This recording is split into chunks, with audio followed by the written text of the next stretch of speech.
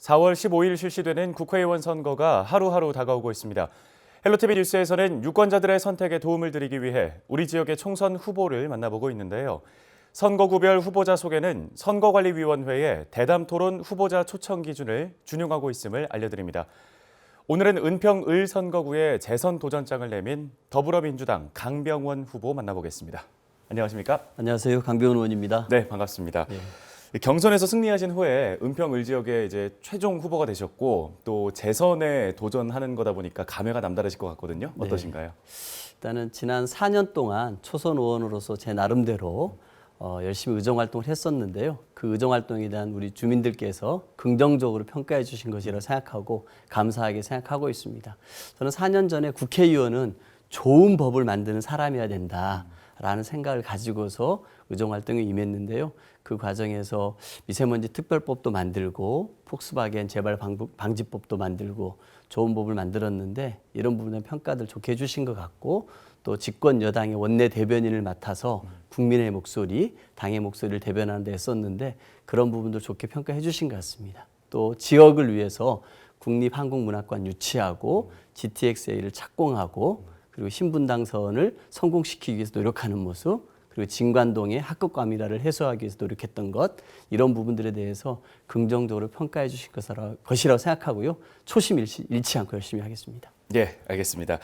이제 은평 지역의 좀 지역 현안들을 좀 짚어볼 텐데요. 지금 은평 주민들의 가장 많은 민원이 발생하고 있는 곳이죠. 이 광역 자원순환센터 관련해서 어떤 생각 갖고 계신지 주민분들이 궁금해하실 것 같습니다. 네, 저도 2016년에 국회의원에 당선되고 나서 가장 처음에 했던 게 이 고향에 있는 정재 의원과 함께 그 광역 자원순환센터 부지를 한번 찾아갔습니다. 네. 그래서 직접 한번 보면서 이곳에 대해서 주민들이 많은 반대도 있을 것이라는 생각이 들었습니다. 그래서 그때 정재 의원과 16년, 17년 열심히 노력했던 게 뭐였냐면 대체 부지를 찾는 거였습니다. 그래서 박원순 시장을 만나서 난지 물재생센터 안에다가 이 광역 자원순환센터를 가져가면 어떻겠느냐 이런 아이디어들을 전달하고 적극 노력을 했었습니다. 예. 그래서 2018년에 국무조정실이 주재를 해가지고요. 환경부, 서울시, 은평구, 고양시 이렇게 갈등 조정 회의가 한번 열렸었거든요.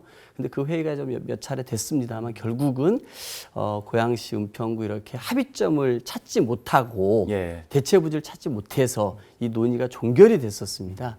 그 다음부터 이 논의 계속 진행이 됐었는데요. 그 이후에 이제 갈등들이 커졌습니다. 그리고 작년 같은 경우 그리고 올해 초까지 우리 뉴타운에 계신 주민들께서는 주민 소환 운동을 전개하셨는데 국회의원의 한 사람으로서 그런 주민들의 목소리에 대해서 무겁게 받아들이고요. 저는 지금이라도 늦지 않았다고 생각합니다. 이 문제를 해결하기 위해서 갈등을 해소할 수 있는 협의기구를 만들어야 된다. 용케 서울시하고 고양시 같은 경우도 은평구가 이런 협의기구를 만든다면 참여하겠다는 의사를 밝히고 있고요. 은평구 같은 경우도 작년에 용역을 통해서 이 갈등을 해소하기 위해서 협의기구를 만들어서 운영하는 게 좋겠다라는 용역을 받아놓은 것도 있다고 알고 있습니다. 그리고 또 오늘 이 자리에 나오면서 구청 쪽의 의견도 좀 타진을 해봤는데요. 구청도 그런 갈등 해소를 위한 협의기구가 만들어진다면 적극 참여할 의사가 있는 것으로 알고 있거든요. 이런 갈등 해소를 위한 기구가 만들어지고 여기에 서울시, 은평구, 고양시 함께 참여를 하고요. 그리고 주민들이 추천하는 전문가가 오든 아니면 주민 대표가 직접 참여하시든 해서 정말 머리를 맞대서 어떻게 하면 이 문제를 갈등을 좀 최소화할 것인지 해소할 것인지 논의하는 협의기구를 만든다면 좋지 않겠나. 적극적으로 힘을 좀 줘도 실을 생각입니다. 알겠습니다. 이어서 교통 관련 문제도 좀 짚어볼 텐데요. 지금 제2통일로 신분당선, 서부경전철 다 지금 지지부진한 상황입니다. 이 부분은 어떻게 보고 계신가요? 일단은 그 신분당선 서북부 연장선이 저희 은평을에서는 좀 뜨거운 현안 중에 하나입니다. 그 광교 호매실 거기도 신분당선 남쪽 구간 아닙니까? 거기가 성사되는 13년이 걸렸습니다.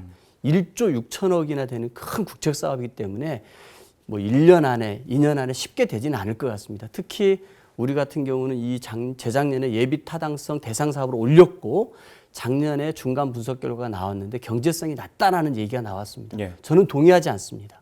보면은 창릉의 3기 신도시가 확정이 됐는데 그 수요가 빠져 있고요. 국립한국문학관이 유치가 확정이 됐는데도 이 수요도 빠져 있습니다. 저는 그래서 이 누락된 수요를 반영하게끔 적극적으로 KDI에 저는 문제 제기를 해야 된다고 생각하고요. 또 우리는 이뿐만 아니라 미래의 잠재수를 많이 갖고 있습니다. 북한산이 있고요. 진관사도 있고 특히 그 지역 같은 경우는 한옥마을에서 많은 우리 서울 시민들, 국민들이 와서 볼 수 있는 수요들이 많이 있거든요. 예. 이런 수요들도 저는 적극적으로 개발해야 된다고 생각합니다. 그리고 또 좋은 것은 뭐냐면은 정세균 현 총리께서 국회의장이실 때 이 모임, 이 신분 당선 성공시키기 위해서 노력하시지 않았습니까? 예. 정세균 전 총리께서도 종로의 후보로 나오셨는데 이 신분 당선 성공을 위해서 굉장히 힘을 쏟고 계십니다. 이분들과 함께 결코 포기하지 않고 우리 주민들께서 힘을 좀 더 보태주신다라면은 꼭 재선 의원 기간에 성공시키도록 하겠습니다. 예, 알겠습니다. 또 이 외에도 대표적인 공약 있다면 몇 가지 간단하게 소개를 해주시죠. 저는 이 은평을 이 찾기 쉬운 은평 그리고 찾고 싶은 은평으로 만들고 싶습니다. 그래서 이 서울의 핵심 도시로 서울 강북의 핵심 도시로 만들면 어떨까 이런 생각이 드는데요. 여건이 좋습니다. 예를 들어 가지고 GTX-A가 착공돼서 23년 말이나 24년 6월에 개통하지 않습니까? 은평으로 사람들이 많이 몰리게 됩니다. 예. 정말 찾기 쉬워지는 것이죠. 그리고 신분 당선도 성공적으로 추진을 시키겠습니다. 더 접근이 좋아집니다. 뿐만 아니라 우리 이 북한산이라는 큰 자산이 있지 않습니까? 예. 그리고 한옥마을이 있고 진관사가 있고 많은 박물관들이 또 있습니다. 그래서 찾고 싶은 은평으로 만들어야 될 것 같고요. 우리 주민들을 위해서도 저는 교육에 많은 투자를 좀 하고 싶습니다. 우리 은평 같은 경우는 초등학교, 중학교, 고등학교 굉장히 많습니다. 그런데 50년 이상 넘은 학교들도 너무 많은 거예요. 네. 이런 낡은 학교들을 새롭게 저는 이 하드웨어들을 혁신할 필요가 있다고 생각합니다. 예를 들어 가지고 가련 초등학교 같은 경우 50년이 넘었는데요. 예. 여기를 개축, 신축을 하면서 지하 주차장도 만들고요. 체육관도 만들어서 지역 주민들의 주차장 해소난도 숨통을 틔우게 하고 그리고 지역 주민들도 학생과 함께 쓸 수 있는 체육시설도 들어선다라면은 좋지 않겠습니까? 이런 교육 환경을 개선하는 데 더 많은 노력을 예. 하겠습니다. 네. 네, 이제 끝으로 주민분들께 한 말씀 부탁드리겠습니다. 요즘 코로나19 때문에 모든 사람들이 힘듭니다. 우리 국민의 일상이 무너지고 있는데요. 저도 요즘 같은 경우에 지하철 역사, 버스 정류장, 공원 같은 공공장소 방역을 매일 하고 있습니다. 그리고 또 공적 마스크를 더 필요한 분에게 양보하기 위해서 이렇게 면 마스크 쓰기 운동도 하고 있는데요. 예. 정부에서도 많은 대책들 마련하고 있습니다. 이겨낼 수 있습니다. 우리 좀 힘을 모아서 코로나19 꼭 이겨냅시다. 함께 이겨냅시다. 예, 알겠습니다. 잘 들었습니다. 오늘 해주신 말씀들 그리고 소개해주신 공약들 주민분들의 선택에 큰 도움 될 것 같습니다. 감사합니다. 감사합니다.